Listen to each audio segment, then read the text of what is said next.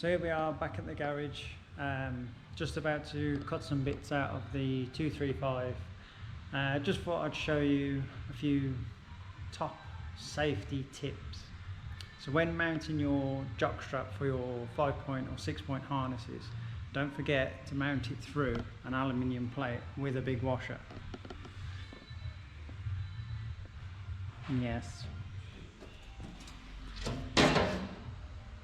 Yeah, please don't do this. Yeah, not all that plate was held in with this little 10mm here and the two at the front.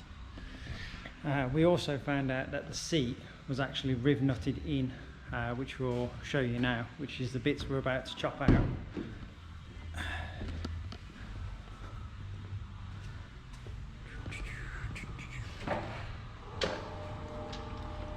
So yes, so a bit of box section with a riv nut in them.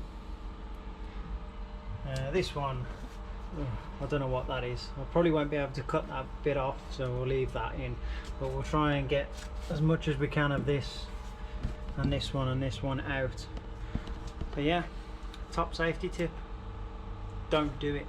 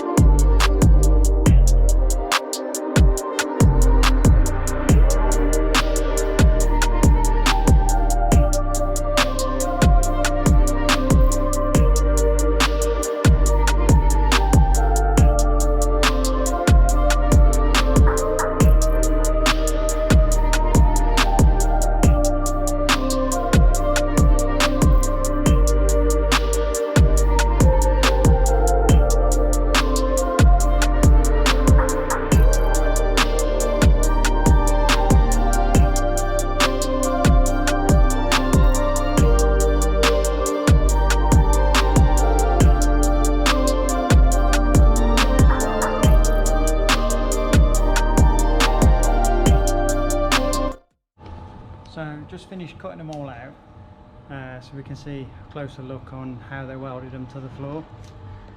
So I mean, that one's actually welded all the way around by the looks of it. Yet to discover what's under this sealer, but yeah, this one, nice notch cut out of it. Obviously that one I'm not going to touch because I won't really get much out of that. And this one looks a bit suspect, so I'm not going to try and cut them all the way out. I'll probably just linish them down, see what they look like. If they look crap, then I'll end up just cutting a square out the floor and just plating it off. But we'll see how they look. I mean, you won't see them because the seat will be over it, but I know it's there and you guys will know it's there, so stay tuned. So I've just removed the front half of the aluminium cover that they had at the front. Luckily enough, there was nothing that we found under there, should I say. Well, should I say, there is something. They've cut the original seat mounts off. They're meant to look like this. So for us to,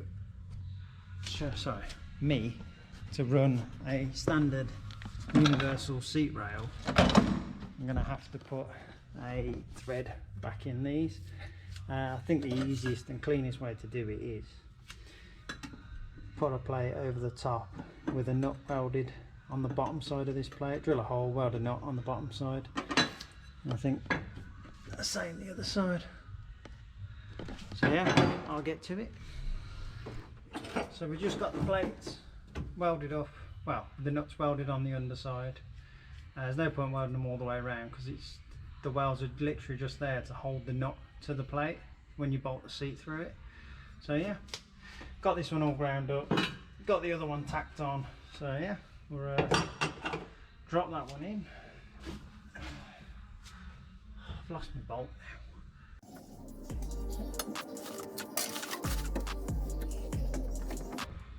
found it.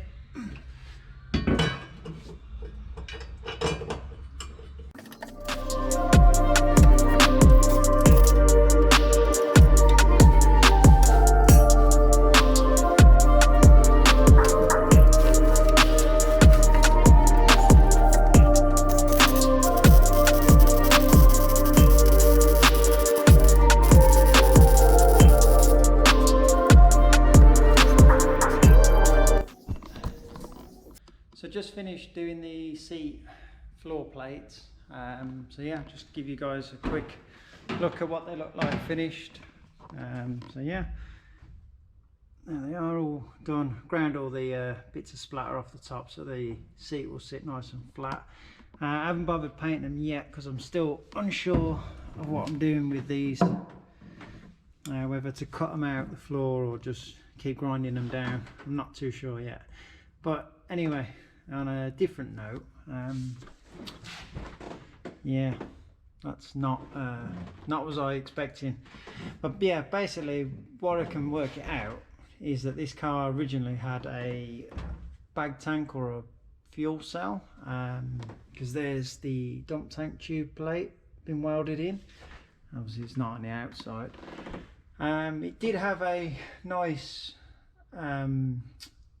bit of metal that's been folded to go over it, but it's quite heavy, so I'll probably end up changing that for a carbon sheet, just for a bit of razzmatazz, should we say.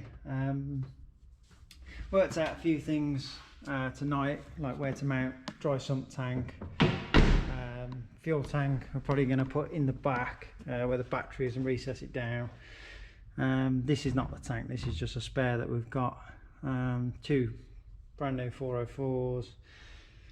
So yeah, then it's just a case of running the lines forward. So it was quite nice when we bought the car. It came with these aluminium plates that run the full length in 2 halves.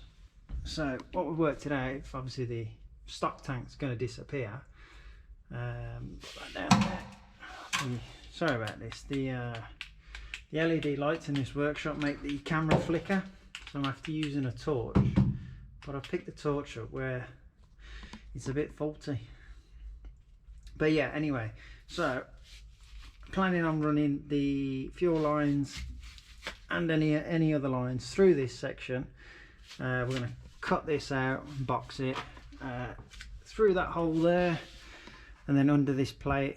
Obviously I will fit the back plate to cover all the pipes, but yeah, they fit really nice, to be fair. And we'll just literally just raise the front up so the pipes can run underneath. There's plenty of room under there, and then through the bulkhead. So yeah, all in all, productive day.